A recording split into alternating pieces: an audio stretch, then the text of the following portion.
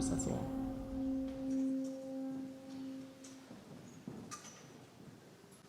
Bonjour. Ça va bien? Est-ce que vous m'entendez bien? Oui. Non? Oui? Bon dimanche matin, tout le monde. Je m'appelle David, je suis un des pasteurs ici à Ecclésia. Si c'est la première fois que tu nous visites, bienvenue. On espère que tu vas apprécier ton dimanche avec nous. On sait que plusieurs d'entre nous, je répète souvent quand je fais mon mot d'introduction, là, il radote, lui. Ouais, ben je radote parce qu'on est ici pour plusieurs raisons. Hein? On est ici, il y en a qui ont, je vois des visages nouveaux, là.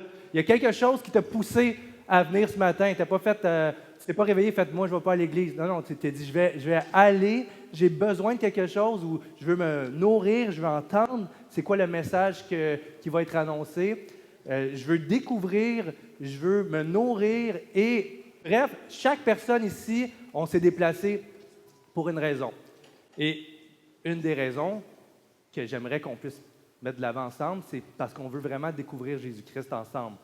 On veut prendre la parole de Dieu. Pour nous, la Bible, c'est la parole inspirée là, de Dieu là, pour les êtres humains. On veut l'ouvrir, on veut l'exposer et on veut appliquer nos vies à ça.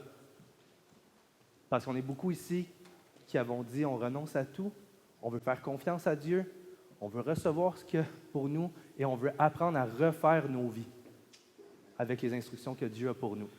Et ce matin, c'est quand même je veux pas... en tout cas, ce matin, on continue notre série dans les psaumes. Et les psaumes, c'est des prières, en fait, que le roi David, en grosse partie, a écrit à Dieu. Et ce matin, on est dans une sorte de psaume, je suis content qu'on l'ouvre ensemble. C'est des psaumes qu'on appelle d'imprécation. Je vais expliquer le mot plus tard. Je pose une question, est-ce qu'ici, il y a déjà des gens qui se sont mis en colère? Ouais?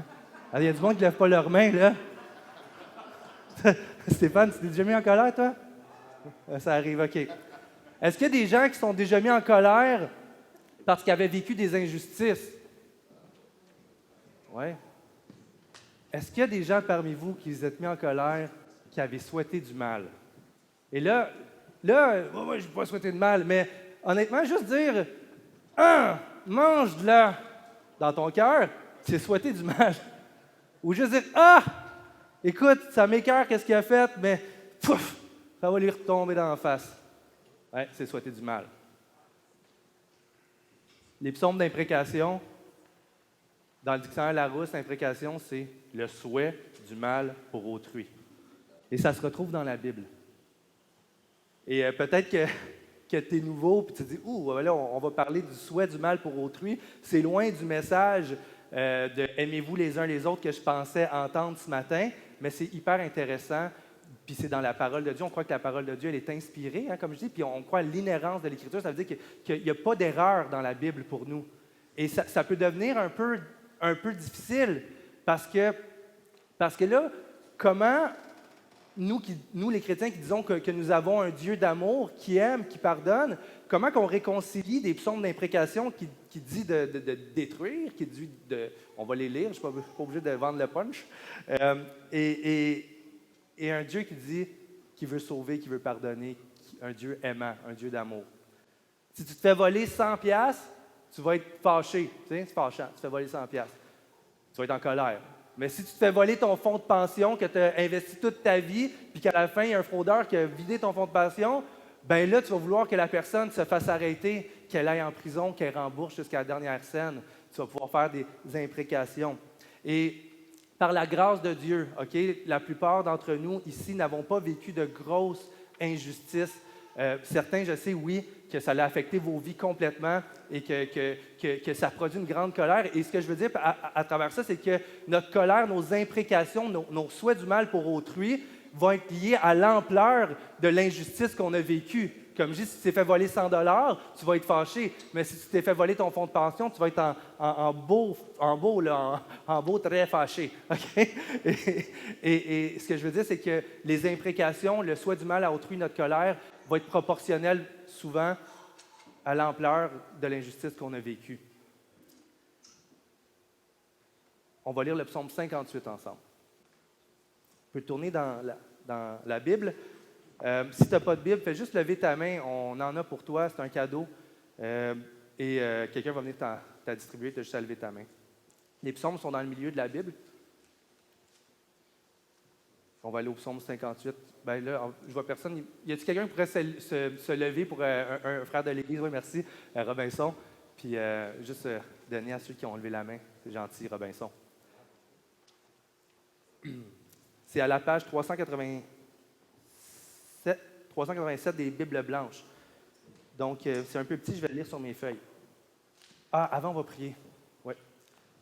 Seigneur, on veut remettre le dimanche entre tes mains. On veut dire merci de ta grâce dans nos vies. Merci, Seigneur, pour ta parole qu'on va ouvrir, qu'on ouvre ce matin, qui va être challengeante, qui est dérangeante, qui est intense, Seigneur Dieu. On veut apprendre à te connaître à travers ça et on veut surtout, on veut aussi apprendre à nous connaître face à toi, face à ton plan, face à l'amour que tu as pour nous. Et Seigneur, je te prie que tu ouvres nos cœurs, que tu ouvres nos oreilles, que nous puissions recevoir ce matin ce que tu as préparé pour nous dans ta parole. Donc, Esprit Saint, viens, remplis-nous et fais-nous découvrir qui tu es en Jésus-Christ. Amen. Psaume 58. Au chef de chœur sur la mélodie, ne détruis pas, hymne de David. Est-ce donc en vous taisant que vous rendez justice? Est-ce ainsi que vous jugez les hommes avec droiture? Vous commettez volontairement des crimes dans tout le pays. Vous propagez la violence de vos mains. Les méchants sont pervertis dès le ventre de leur mère. Les menteurs s'égarent dès leur naissance. Ils ont un venin pareil à celui du serpent. Ils sont sourds comme la vipère qui ferme son oreille pour ne pas entendre la voix du charmeur, plus habile que des magiciens. Ô Dieu, brise leurs dents. Éternel, arrache la mâchoire de ces lionceaux, qu'ils disparaissent comme l'eau qui coule, qu'ils ne lancent que des flèches émoussées, qu'ils soient pareils à la limace qui fond en avançant, qu'ils ne voient pas le soleil, comme les enfants morts-nés, avant que vos marmites ne puissent sentir le feu de broussailles, qu'elles soient vertes et sèches. Le tourbillon les emportera. Le juste sera dans la joie, car il verra la vengeance. Il lavera ses pieds dans le sang des méchants. Et les hommes diront, oui, il y a une récompense pour le juste. Oui, il y a un Dieu qui exerce la justice sur terre. C'est violent, c'est très violent. Je vois 4 sections, OK, juste dedans. En commençant le début, la première section, c'est le constat de David envers la justice brisée humaine, ou carrément l'absence de justice sur terre. Il constate, il dit,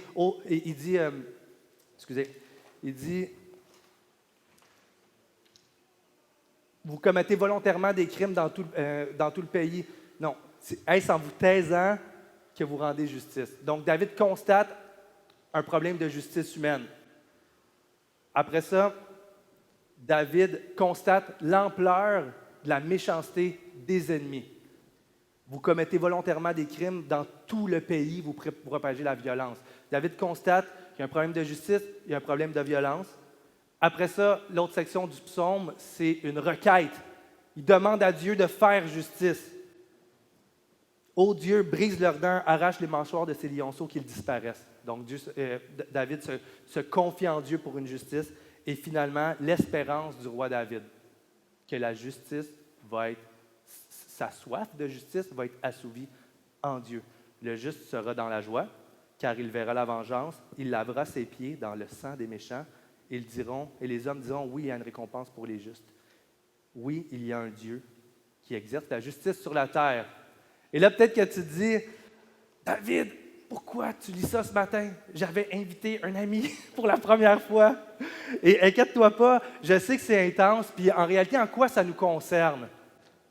En quoi ça nous concerne? Moi, je ne sais même pas, je ne pense pas qu'on va laver nos pieds dans le sang de nos ennemis. Je ne sais pas si j'ai des ennemis, j'espère que non. Fait que ça peut paraître vraiment détaché de ce qu'on vit, là. C'est vraiment hyper violent. Une des premières choses qu'il faut comprendre en lisant un psaume d'imprécation, puis je vais vous montrer comment ça s'applique à nos vies, inquiétez-vous pas, c'est de comprendre que le but de ces psaumes-là, c'est pas que Dieu réponde d'une manière littérale aux prières de David. Une chance, parce que sinon, si Dieu fallait qu'il réponde à chaque fois que nous demandions justice d'une manière comme qu'il mange la boîte, oublie ça, là, ça serait l'injustice partout sur terre, la souffrance, ça serait énorme. Le but des psaumes d'imprécation n'est pas que Dieu réponde à chaque requête de David. Comme là, il dit de briser ses dents. Et là, Dieu va faire, bon, David m'a demandé de briser les dents de mes ennemis, je vais aller briser les dents de ses ennemis. C'est pas ça. C'est le même principe que quand moi je vois que mes gars viennent vers moi, si tu as des enfants, tu vas comprendre, et que moi j'ai 3 gars, il y a souvent de la bagarre, il y a souvent de l'injustice, et s'il y en a un qui est offensé ou qui vit une injustice, on leur enseigne de ne pas se venger eux-mêmes et de venir vers son Père, de venir vers moi qui va l'accueillir dans sa colère, qui va l'accueillir dans sa soif de justice et qui va, oui, rendre justice. Mais mon gars, moi, il va arriver, il m'a fait mal! Là, je veux pas qu'il soit dans la maison, je veux qu'il reste dans sa chambre toute la fin de semaine, je veux pas qu'il mange de dessert pendant 2 semaines! Puis, ben, OK, bon, ouais, c'est vrai, je vais répondre à ça. Puis là, non, on comprend que c'est pas le but de l'enseignement. Le but, c'est que l'enfant puisse comprendre qu'il peut s'approcher de son père, qu'il puisse s'approcher de ses parents, qu'il est accueilli, reçu, compris. Et qui comprennent que sa justice à lui est limitée et qu'il y a une meilleure justice. Puis il va grandir, puis il va se rendre compte que ma justice était limitée aussi. Ça va l'aider à se tourner vers Dieu qui a une justice parfaite.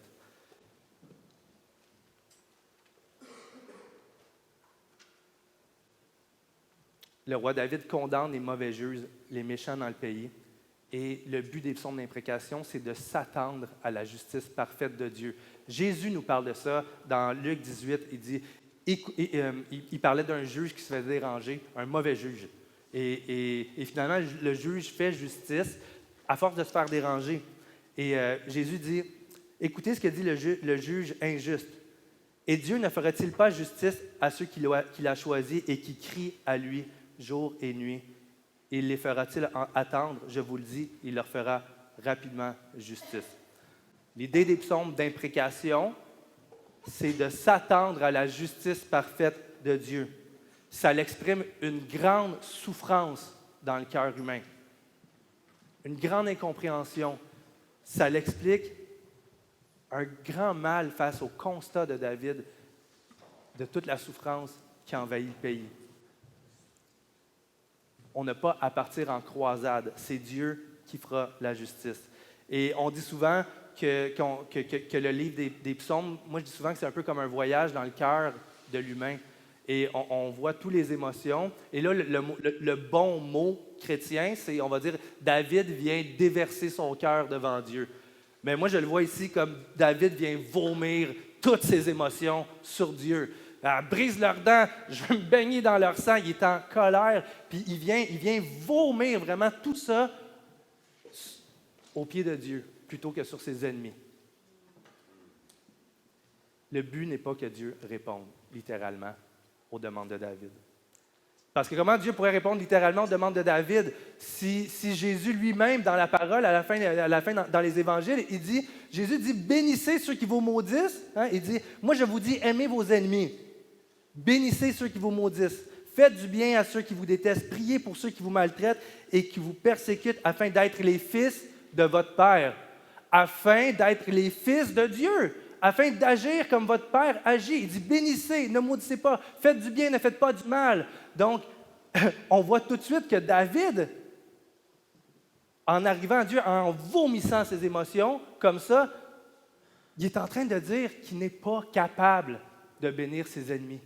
Il n'est pas capable de faire du bien à ceux qui font du mal. Et si ce n'est pas d'une compréhension approfondie de la grâce de Dieu dans nos vies, nos prières peuvent beaucoup ressembler à des imprécations comme ça aussi. Si on comprend que finalement, celui qui a été brisé, celui qui est mort, celui qui a été anéanti, qui a reçu la colère de Dieu, c'est Jésus en bout de ligne qui l'a reçu pour que nous n'ayons pas à vivre cette colère-là de Dieu. Et c'est dans cette perspective-là qu'il faut comprendre les psaumes d'imprécation, dans une perspective divine, très grande de Dieu, et qui pointe finalement vers qu'est-ce que Jésus va faire pour nous sauver. Parce que Dieu ne pouvait pas laisser impunis les ennemis de David. Il va avoir une justice parfaite. Est-ce donc en vous taisant que vous rendez justice? Est-ce ainsi que vous jugez les hommes? Dieu ne garde pas le silence. Il reçoit la prière de David. Il ne garde pas le silence. C'est un juge parfait. Qui sont les méchants dans le texte? Qui sont les ennemis de David?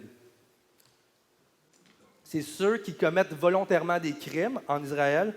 Vous commettez volontairement des crimes dans tout le pays. Vous propagez la violence de vos mains. Les méchants c'est eux. Les méchants sont pervertis dès le ventre de leur mère. Les menteurs s'égarent dès leur naissance. C'est assez encore intense. Et il fait référence à ce qu'on appelle la chute. C'est la chute de l'homme, quand Adam a désobéi le premier à Dieu. Et la Bible nous parle que de génération en génération, nous naissons dès le ventre de notre mère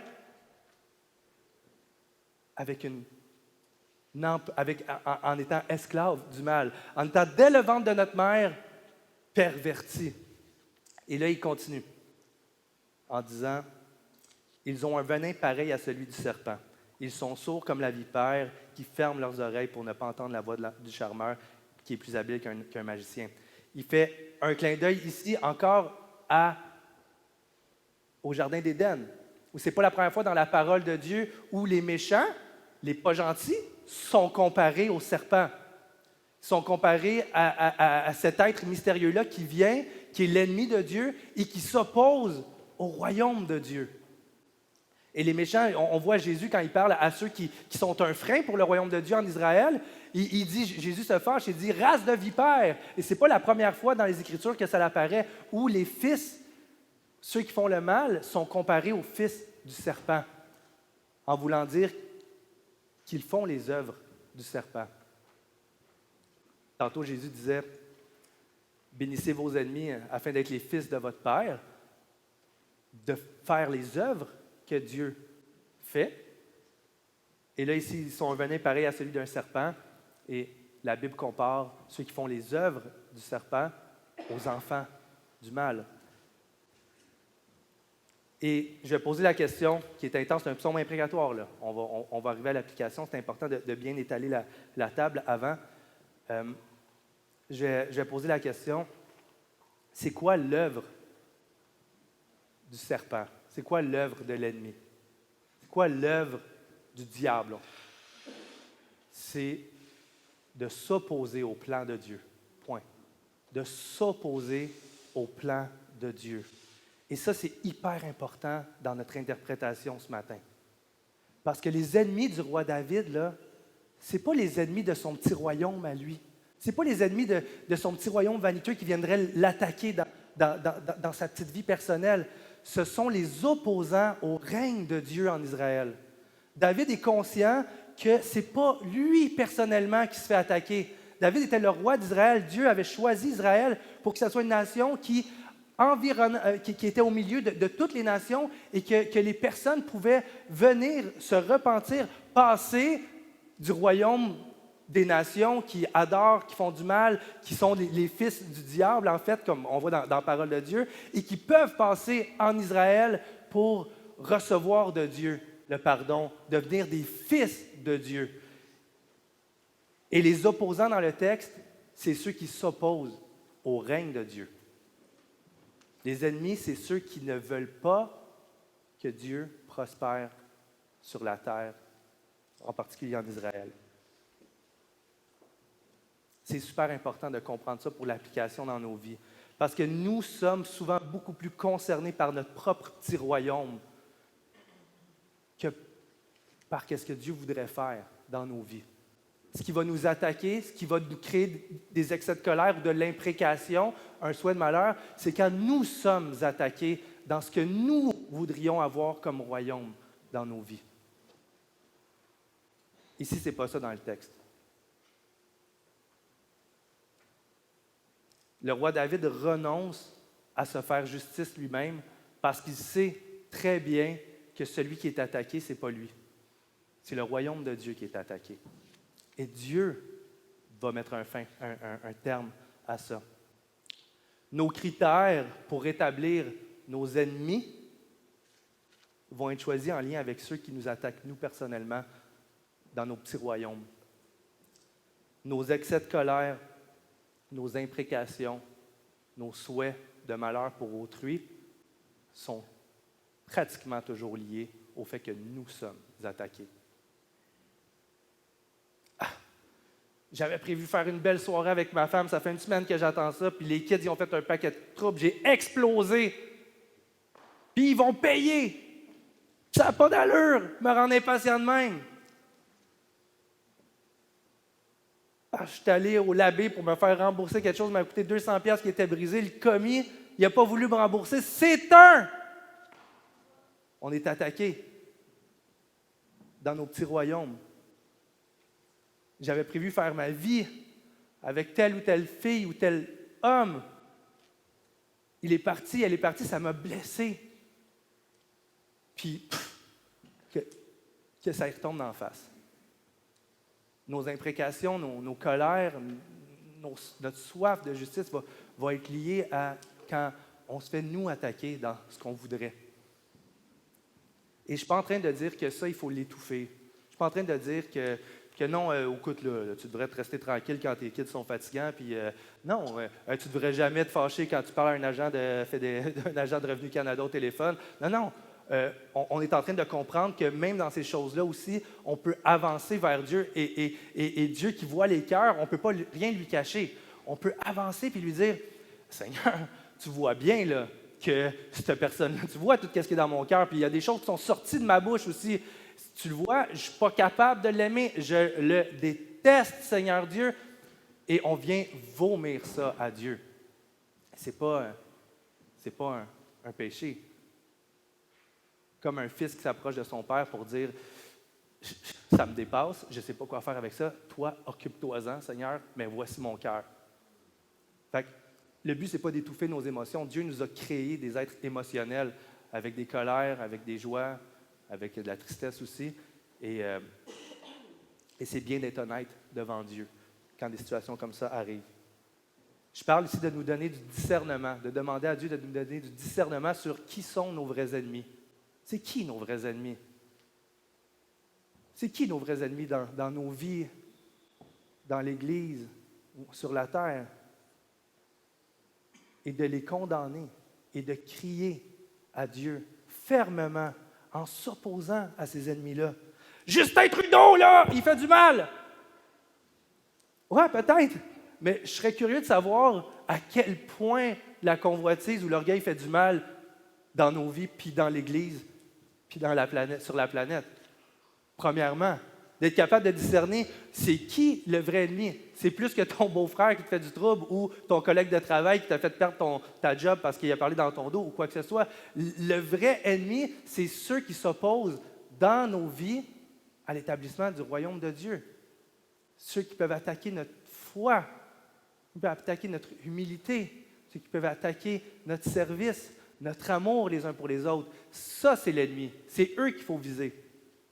J'apporte une interprétation qui est dans un autre angle, je suis conscient, mais on va voir comment, justement, la Bible parle de c'est quoi les ennemis de l'être humain? C'est-tu les gens au travail qui parlent dans notre dos ou à l'école? Qui sont les véritables ennemis? Et oui, nous soupirons comme le roi David à ce que Dieu fasse une justice parfaite sur la terre. Je ne suis pas en train de dire de ne pas prier Dieu pour que Dieu va juger ce qui se passe présentement.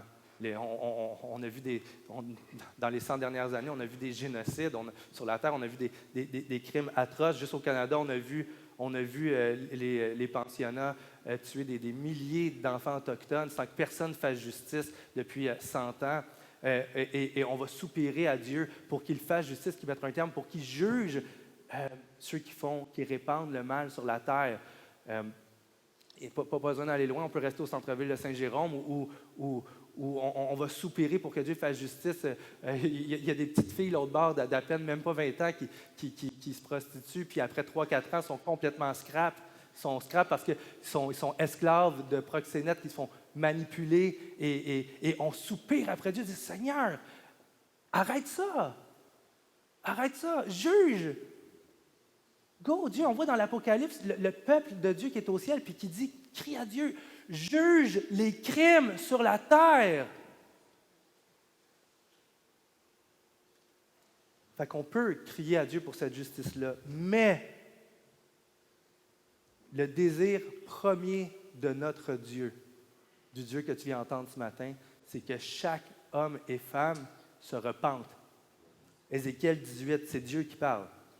Pensez-vous que je prenne le moindre plaisir à voir mourir le méchant? Demande le Seigneur. Mon désir n'est-il pas plutôt qu'il abandonne sa mauvaise voie et qu'il vive? Donc, on a une consolation parfaite dans le fait que Dieu va juger. Le cœur de Dieu, c'est que ses ennemis changent et qu'ils viennent recevoir le pardon, qu'ils viennent recevoir le nom d'enfant de Dieu. Et dans mon interprétation ce matin, on va aller une coche plus loin. En Jésus, nos vrais ennemis sont toutes les choses. J'ai dit vraiment toutes les choses qui s'opposent au règne de Dieu. Jésus vient nous enseigner de manière assez claire. C'est qui? C'est quoi le vrai ennemi?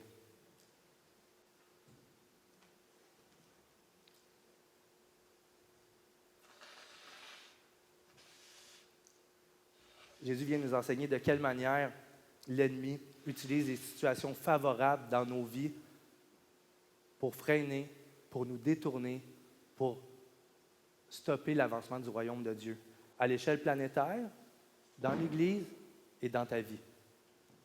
Être capable de discerner si c'est notre royaume à nous qui est attaqué ou si c'est notre foi qui est attaquée ou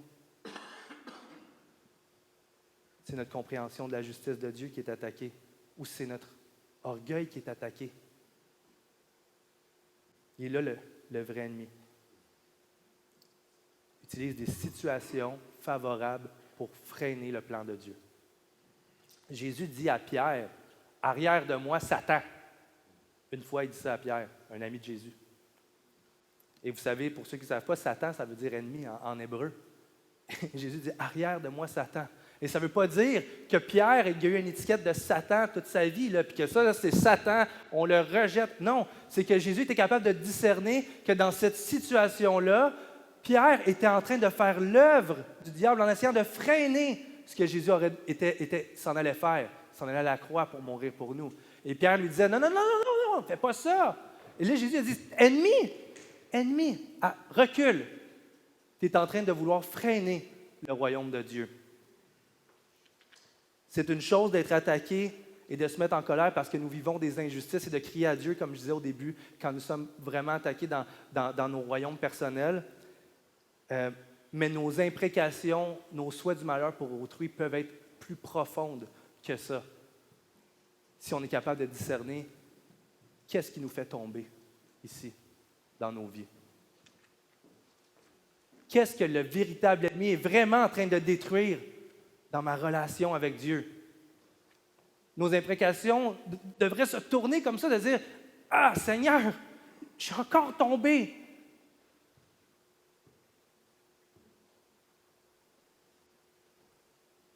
Qu'est-ce qui est en train de briser dans notre foi?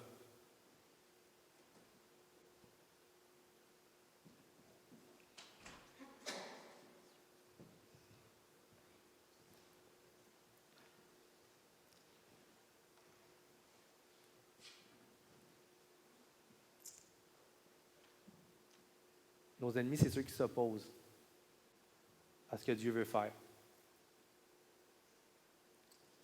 1 Pierre 2, c'est écrit, « Vous, au contraire, vous êtes un peuple choisi, des prêtres royaux, une nation sainte, un peuple racheté, afin de proclamer les louanges de celui qui vous a appelé des ténèbres à sa merveilleuse lumière.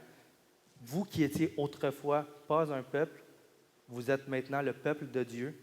Vous qui n'aviez pas obtenu compassion, vous avez maintenant obtenu compassion.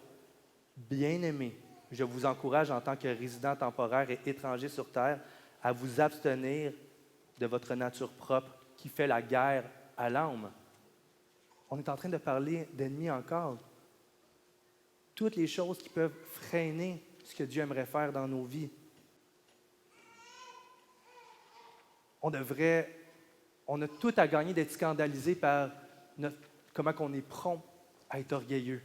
Ça, c'est un véritable ennemi. On devrait être scandalisé par nos dépendances, puis dire, ah, ça, c'est un ennemi, depuis jeune, que j'ai des troubles. Ça, c'est un ennemi qui me bloque. Scandalisé par notre peur de mourir, par notre anxiété qui nous empêche de nous tourner vers Dieu, puis qui fait qu'on se tourne sur plein d'autres choses, sauf vers celui qui nous promet le repos. On devrait être scandalisé par ces choses-là et crier à Dieu contre ces choses-là dans nos vies et dire, Seigneur, j'ai hâte que tu détruises ce corps-là puis que tu me revêts d'un corps nouveau où il n'y aura plus de mensonges, il n'y aura plus d'orgueil, il n'y aura plus de convoitise, il n'y aura plus de dépendance. Ah, Seigneur, que j'ai hâte que tu fasses justice et que tu donnes victoire entière en Jésus-Christ. Nos imprécations peuvent devenir une source profonde d'espérance dans le royaume de Dieu qui s'en vient, quand on est capable de discerner quelles sont les choses dans nos vies, quelles sont les situations que l'ennemi utilise pour nous décourager, pour nous faire tomber, pour limiter, pour freiner le royaume de Dieu. Et nos imprécations deviennent une source profonde d'espérance dans la victoire de Jésus-Christ. Dans Luc 18, il y a le collecteur d'impôts qui fait un peu... Le collecteur d'impôts, je vais le dire en québécois, le voleur. Okay? Le voleur fait une prière à Dieu qui ressemble à une imprécation pour lui. Et bien, en fait, il dit dans Luc 18, il dit, le collecteur d'impôts se tenait loin et retiré et n'osait même pas lever les yeux au ciel. Regardez Dieu en face. Il n'osait même pas s'approcher. Il se frappait la poitrine et murmurait, « Aie pitié de moi qui suis pécheur. Aie pitié de moi qui suis ennemi de toi, Dieu. » C'est une imprécation. Il sait, il connaît, il est wise, il sait qu'il y a un jugement qui s'en vient. Il sait qu'il est ennemi de Dieu par sa propre nature. Il n'ose pas lever les yeux et il dit, « Ah, aie pitié de moi parce que je suis ton ennemi. » Puis mes actions le prouvent.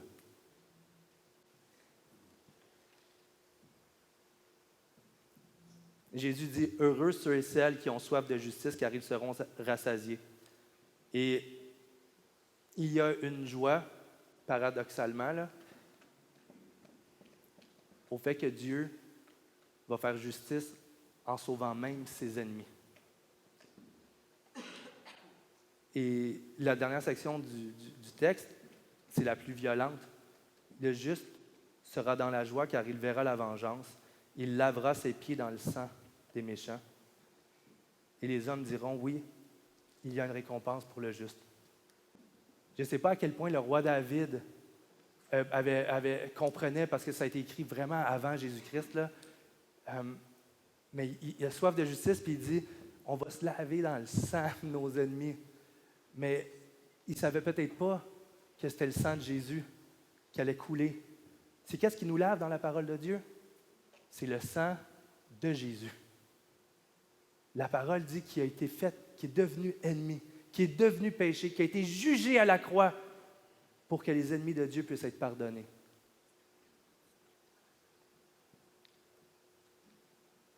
C'est intense ce matin, je sais. Il y a une compréhension profonde de dire que Dieu a tellement aimé ses ennemis qui répond à la prière de David, mais pas comment il pense, là. Tu vas te laver dans le sang de mon fils. C'est lui qui va te purifier parce que tu étais un ennemi. Colossiens 1, 20 à 22.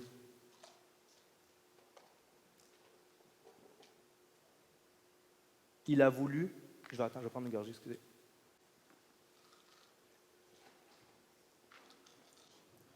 Il a voulu, par lui, en parlant de Jésus-Christ,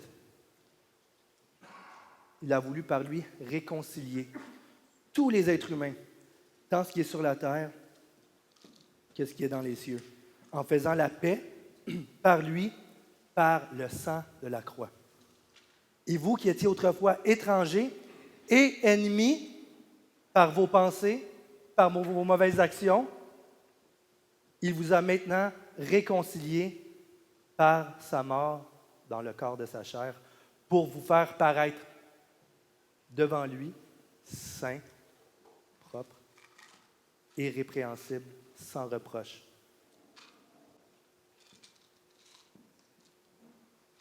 Qu'est-ce qui nous lave dans la parole de Dieu? C'est le sang de Jésus.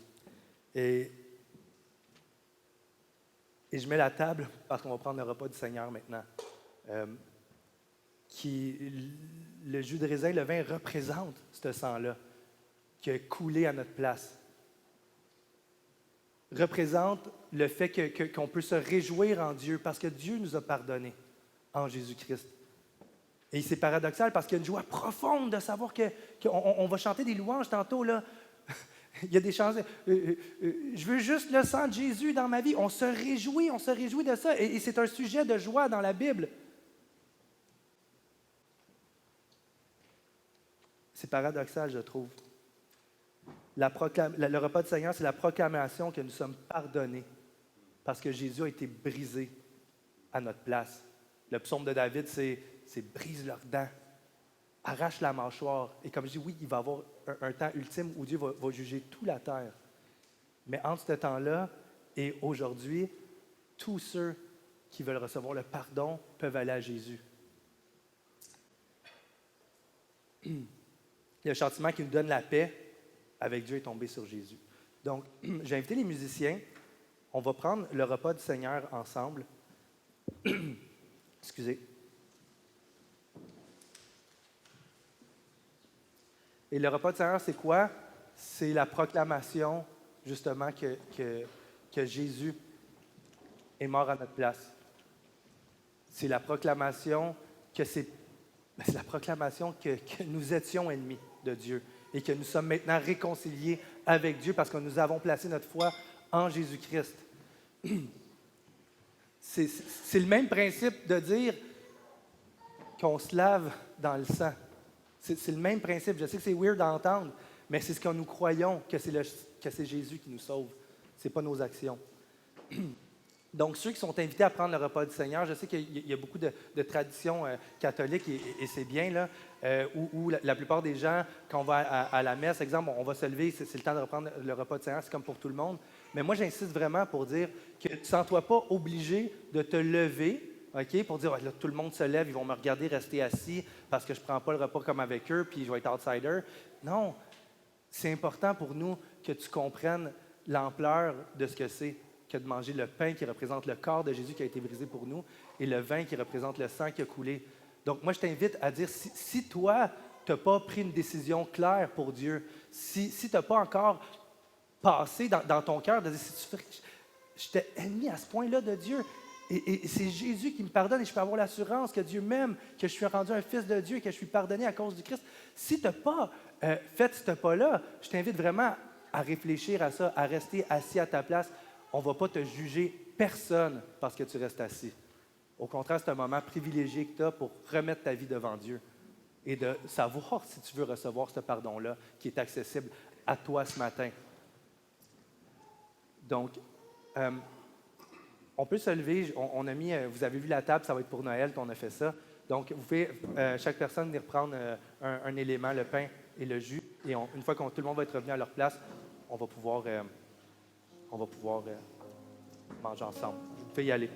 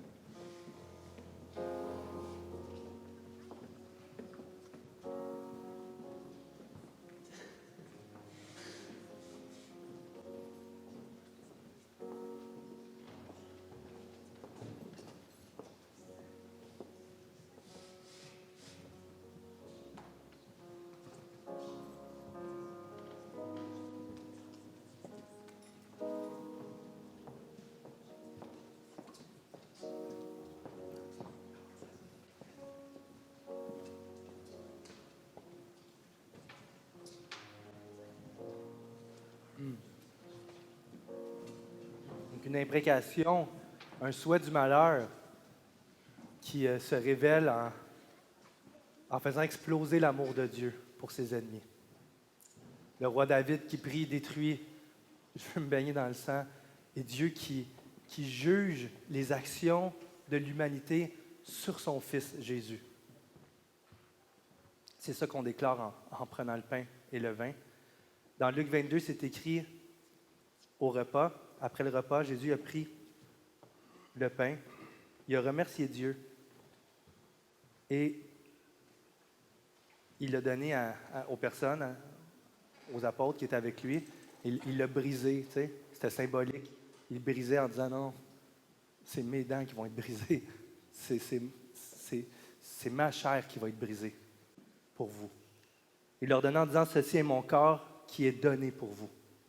Faites ceci en souvenir de moi. Quand on mange le pain, on se souvient de Jésus. Mangeons ensemble.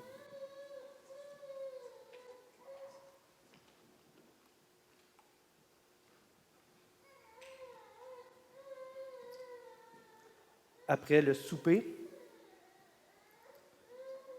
il prit la coupe. Dans l'ancien temps, dans ce temps-là, c'était une coupe, pas des petits copes. Et il l'a donné en disant, cette coupe est la nouvelle alliance en mon sang qui est versée pour vous. C'est grave. Donc, remercions Dieu pour son amour et buvons le sang de Jésus.